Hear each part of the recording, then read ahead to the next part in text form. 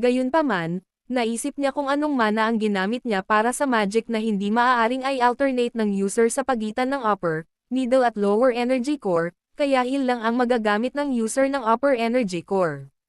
Ang mga salamangkero na gumagamit ng gitnang core ng enerhiya ay maaaring gumamit lamang ng magic, at ang mga knight na gumagamit ng mas mababang enerhiya na core ay maaari lamang gumamit ng aura. Gayunpaman, si Raymond ay gumagamit ng magic ngayon, kahit na hindi pa siya nakakaipon ng mana sa kanyang pusong mana, hindi niya ito masyadong inisip, ngunit inisip ito bilang isang kakayahan ng manlalaro hanggang ngayon, ngunit dapat niyang isipin ang posibilidad na ito, pati na rin. May kumatok sa pintuan ng kanilang klinik at humingi ng tulong sa kanila, at ang biglaang pagkatok niya ay nagulat sila. Sumugod ang protagonist sa pasukan, inutusan si Hansen na magmadali, dahil may pasyente. Ipinaalam ng ginang kay Raymond na nahulog ang kanyang asawa sa bubong at hindi na ito makahinga. Pagkatapos nito, inutusan ng protagonist si Raymond na maghanda para sa CPR, at naunawaan niya ang kanyang mga tagubilin at sinimulan ang pamamaraan. Samantala, ang hari at ang kanyang tao, si Galman, ay nasa Bay Region sa Balabal, at ang kanyang tao ay nagtanong kung ang hari ay kailangang maglakbay sa Bay Region ng palihim, naalala ng Count na si Prince Limerton ay malubhang nasaktan sa Bay Region noong nakaraang taon, oras, na mapanganib.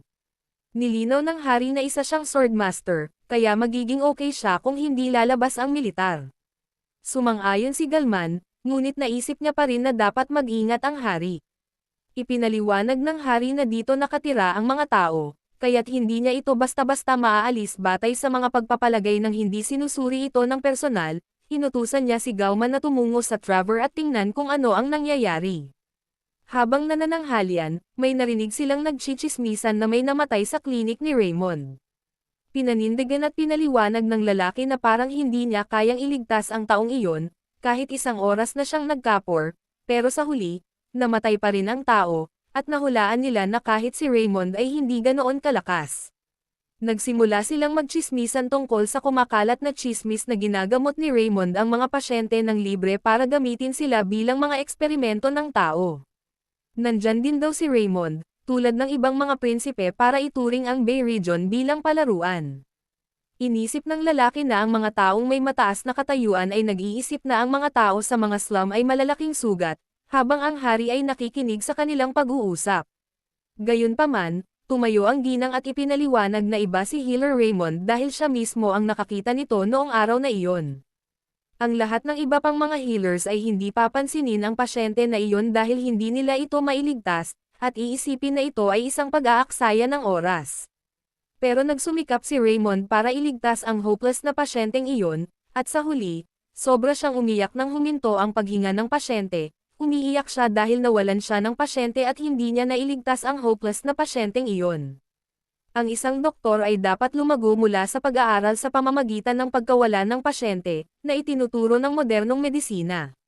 Siya ay lumabas at ipinaalam sa pamilya ang tungkol sa pagkamatay ng pasyente, na nagsimulang umiyak ng husto, at si Raymond ay humingi ng tawad sa kanila, dahil siya ay tunay na humingi ng tawad sa kanila para sa kanilang pagkawala at umiiyak. Hindi na ginusto ni Raymond na makaharap muli ang bagay na iyon. Kaya't nagsimulang umiyak ang ginang at ipinaliwanag na hindi pa siya nakakita ng isang tao na sinsero sa kanilang pasyente. Naisip niya na baka siya ay isang taong ipinadala ng langit sa Bay Region, at ang prinsipe na dapat nilang paglangkuran, isa pang lalaki ang malugod na idinagdag na dahil sa healer na si Raymond, nabuhay ang kanyang anak, at sinabi ng kanyang kasama na pinagaling din niya ang matagal na karamdaman ng kanyang asawa. Ang ibang healer ay kumuha ng isang katawa-tawang halaga ng pera, ngunit wala silang magagawa tungkol sa kanyang asawa. Lahat sila ay nagsaya at nais na ang prinsipe ng mga slum ay mabuhay ng matagal. At nabigla ang hari nang makita ito. Samantala, ang protagonist ay naabisuhan na ang kanyang reputasyon ay lumampas sa pamantayan. Kaya't nakuha niya ang bagong titulo ng isa na tumutulong sa mga slum at nakakakuha ng karagdagang mga buff kasama ng titulo. Laking gulat ng protagonist nang malaman ang tungkol sa pamagat na ito, dahil inisip niya na ang kanyang orihinal na pamagat ay ang marumi, lehitimong bata, at nagtaka kung ano ang kanyang mga karagdagang buff. Ang protagonist ay naabisuhan na ang titulo ay ibinigay sa tumutulong sa mga slum at ang ranggo nito ay antas na yun. Ang mga karagdagang buff ay nagpapataas ng pagiging palakaibigan sa pagitan niya at ng mga tao sa mga slum, kaya nagkaroon siya ng malaking impluwensya sa kanila. Nakakuha siya ng karagdagang level up at ilang skills points dahil sa bago niyang titulo. Natuwa si Raymond dahil mas maganda ito kaysa sa madumi at lehitimong titulo ng bata.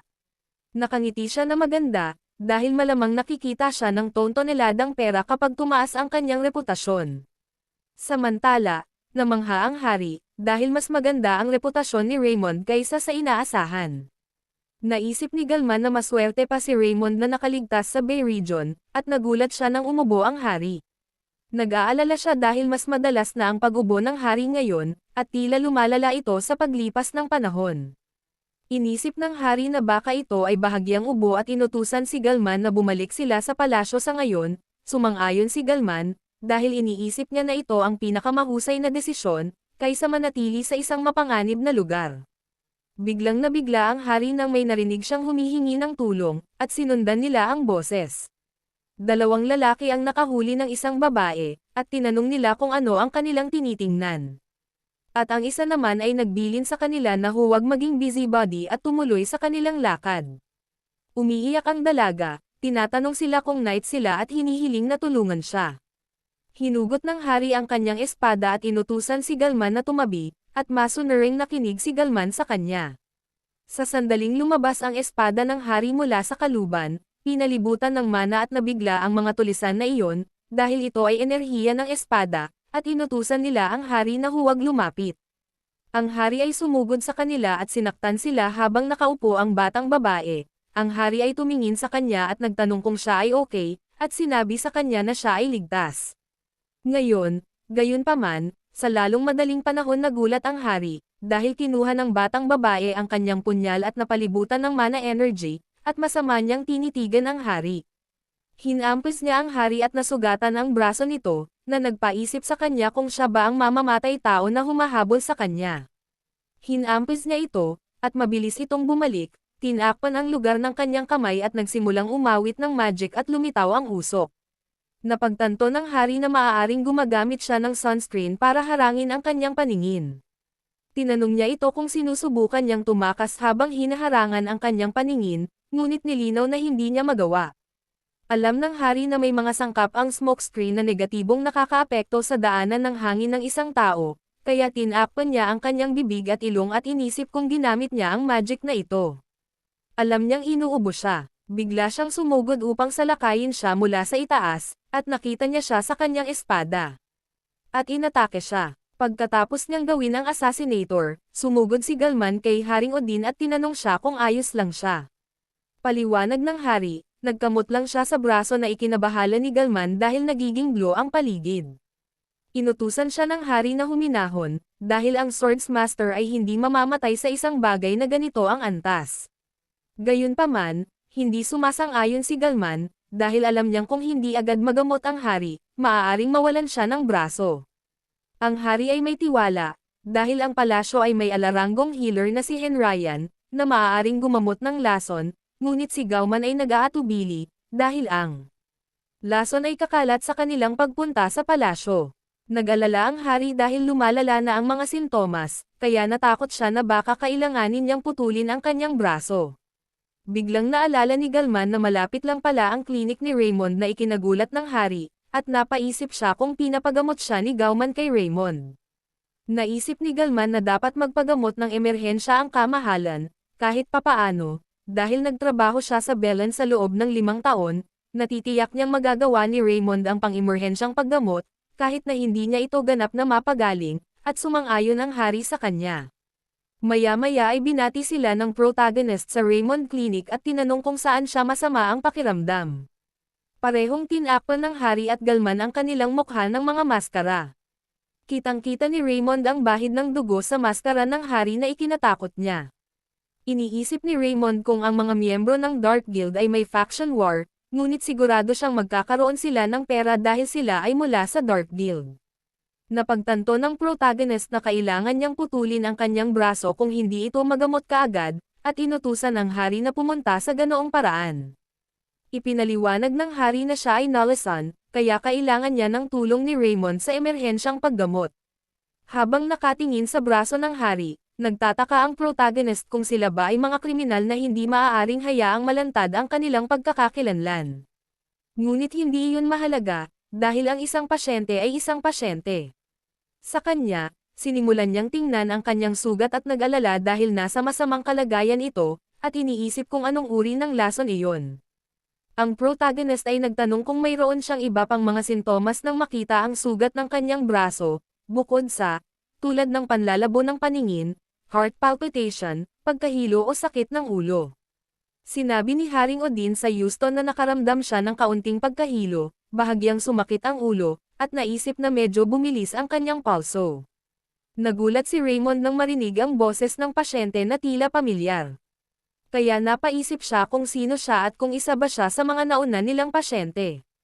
Paliwanag ni Raymond, hindi maganda ang hubog ng kanyang nalasan na sugat at hindi rin mukhang great ang kanyang pulso, na tila dulot ng lason ng dragon, lason sa dugo at lason sa ugat. Ang hari ay tumahimik at hiniling kay Raymond na bigyan siya ng emerhensyang paggamot upang ang lason ay hindi na kumalat pa at na siya ay tumatanggap din ng aktwal na paggamot. Masayang ipinaalam sa kanya ng protagonist na maaari niyang gamutin ito na ikinagulat nila, at nagtanong sila kung ano ang sinabi niya. Ipinaliwanag ni Raymond na ang lason na ito ay isang 3 puting ahas na lason na hinaluan ng isang alpine rose extract, kaya kung siya ay magbibigay ng antidote para sa 3 white snake poison, maaari niyang i-detoxify ito. Nagulat si Galman, nagtataka kung paano nalaman ni Raymond ang lason at kung ito ba ay ang sinaunang kaalaman na kilala bilang medical technique. Nagulat si Galman, dahil karaniwang ginagamit ng mga tao ang pagpapagaling upang pasiglahin ang sigla ng isang tao, upang linisin ang lason, dahil masyadong matagal upang makilala ito. Tumanggi ang protagonist at ipinaliwanag na alam niya ito dahil pinag-aralan niya ito bilang apprentice at isang S-rank sa medical botany. Nag-aral siya ng iba't ibang uri ng kaalaman sa panggagamot upang mapunan ang kanyang kawalan ng kapangyarihang magpagaling. At malamang na walang sino man sa laban siya na mas marunong sa medikal na botany kaysa kay Raymond. Pakiramdam niya ay kailangan lang niyang matutunan ito kahit papaano. At noong nakaraan, tuwang-tuwa si Hansen nang malaman na siya ay isang S-rank sa medikal na botany. May isang antidote si Raymond sa kanilang klinik, ngunit may isang problema, at nagtaka si Galman kung ano ang problema. Ipinaliwanag ni Raymond na ang lason ay isang pinahusay na bersyon ng 3 white snake poison, na hindi sapat na nakakahimok sa pamamagitan lamang ng antidote ng 3 white snake poison. Kaya naisip ni Gauman kung ano ang kailangan nilang gawin upang malutas ang problemang ito. Ipinaliwanag ng protagonist na dapat silang gumamit ng paraan upang mapakinabangan ang epekto ng panlunas. Maaaring ito ay isang paraan na mahirap tanggapin nilang dalawa, gayunpaman, nagtaka si Galman kung ano ang paraang iyon. At ipinaliwanag ni Raymond na hindi siya iinom ng antidote, ngunit direktang iturok niya ang antidote sa kanyang daluyan ng dugo, gamit ang karayom. Gayunpaman, hindi sumasang-ayon si Galman, dahil ayaw niyang gawin ito dahil hindi pa niya narinig ang kakaibang paggamot paraan ng pag-iniksyon ng antidote sa daluyan ng dugo gamit ang isang karayom. Kasabay nito, ang hiringgilya ay ang pinakakaraniwang ginagamit na aparato para sa pag-iniksyon sa modernong Earth, ngunit sa Lin Chei, hindi pa ito ginagamit dati, kaya natural na tanggihan ang paraang ito. Tinanong ni Galman si Raymond kung kilala niya kung sino ang taong iyon, dahil napaka-crucial niya na walang salita ang makapaglalarawan sa kanya. Inutusan siya ng hari na maghintay, at nag-rumble siya na narinig niya na may isang pasyente na namatay kamakailan sa lugar na ito, na ikinagulat ng protagonist.